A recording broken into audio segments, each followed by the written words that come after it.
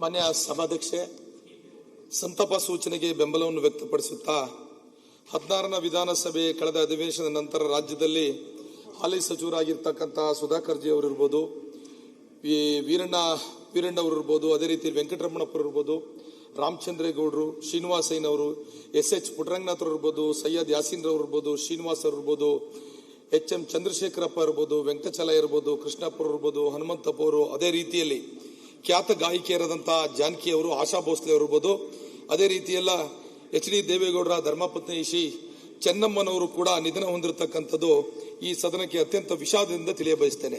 ಅದರಲ್ಲಿ ಬಹುಮುಖ್ಯವಾಗಿ ನಮ್ಮ ಹಾಸನ ಜಿಲ್ಲೆಯ ಮಾಜಿ ಶಾಸಕರು, ಬೇಲೂರು ತಾಲೂಕಿನ ಮಾಜಿ ಶಾಸಕರಾದಂಥ ನಮ್ಮ ಪುಟ್ಟರಂಗನಾಥ್ ಅವ್ರ ಬಗ್ಗೆ ಒಂದೆರಡು ಮಾತಾಡಲಿಕ್ಕೆ ಈ ಸಂದರ್ಭದಲ್ಲಿ ಇಷ್ಟಪಡ್ತೇನೆ. ಮಾನ್ಯ ಸಭಾಧ್ಯಕ್ಷೆ, ಪುಟ್ಟರಂಗನಾಥ್ ಅವರು ನಮ್ಮ ಸಮಾಜದ ಒಬ್ಬ ಹಿರಿಯ ಮುಖಂಡರು ಕೂಡ ಹೌದು. ಬೇಲೂರು ವಿಧಾನಸಭಾ ಕ್ಷೇತ್ರದಲ್ಲಿ ಕಳೆದ 3 ಬಾರಿ ಶಾಸಕರಾಗಿ ಅವ್ರದೇ ಆದಂಥ ಕೊಡುಗೆನ ಆ ಕ್ಷೇತ್ರಕ್ಕೆ, ನಮ್ಮ ಜಿಲ್ಲೆಗೆ ಕೊಟ್ಟಿರ್ತಕ್ಕಂಥದ್ದನ್ನ ನಾವ್ಯಾರು ಕೂಡ ಮರೆಯಲಿಕ್ಕೆ ಸಾಧ್ಯ ಇಲ್ಲ.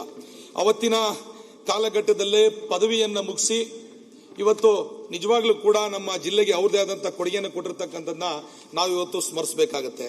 ಬಹುಮುಖ್ಯವಾಗಿ ರಾಮಚಂದ್ರೇಗೌಡರು ಮಾಜಿ ಸಚಿವರು, ಮಾಜಿ ಶಾಸಕರು, ಬಿಬಿಎಂಪಿ ಸದಸ್ಯರಾಗಿ ಈ ರಾಜ್ಯದಲ್ಲಿ ಭಾರತೀಯ ಜನತಾ ಪಾರ್ಟಿಯನ್ನ ಕಟ್ಟಲಿಕ್ಕೆ ಅವ್ರದೇ ಆದಂಥ ಕೊಡುಗೆ ಕೊಟ್ಟಿರ್ತಕ್ಕಂಥದ್ದನ್ನ ನಾವು ಇವತ್ತು ಸ್ಮರಿಸಬೇಕಾಗತ್ತೆ. ಯಾಕೆಂದ್ರೆ ಅವರ ಕಾಲದಲ್ಲಿ ಅವರು ಸಚಿವರಾಗಿ, ವೈದ್ಯಕೀಯ ಶಿಕ್ಷಣ ಸಚಿವರಾಗಿ ಕೂಡ ಅವ್ರದೇ ಆದಂಥ ಸೇವೆಯನ್ನ ಸಲ್ಲಿಸಿರ್ತಕ್ಕಂಥದ್ದನ್ನ ನಾವು ಗಮನಿಸಬೇಕಾದಂಥ ವಿಚಾರ.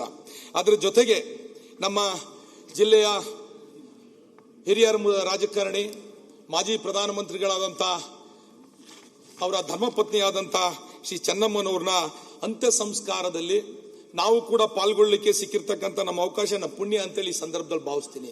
ಬಹುಮುಖ್ಯವಾಗಿ ದಾಂಪತ್ಯದಲ್ಲಿ ಹೇಗೆ ಇರಬೇಕು ಅಂತಕ್ಕಂಥದ್ದನ್ನ ನಿಜವಾಗ್ಲೂ ಕೂಡ ದೇವೇಗೌಡರು ಮತ್ತೆ ಅವರ ಧರ್ಮಪತ್ನಿಯನ್ನ ನೋಡಿ ಕಲಿಬೇಕು ಅಂತೇಳಿ ಈ ಸಂದರ್ಭದಲ್ಲಿ ನಾನಾದರೂ ಕೂಡ ಭಾವಿಸ್ತೀನಿ.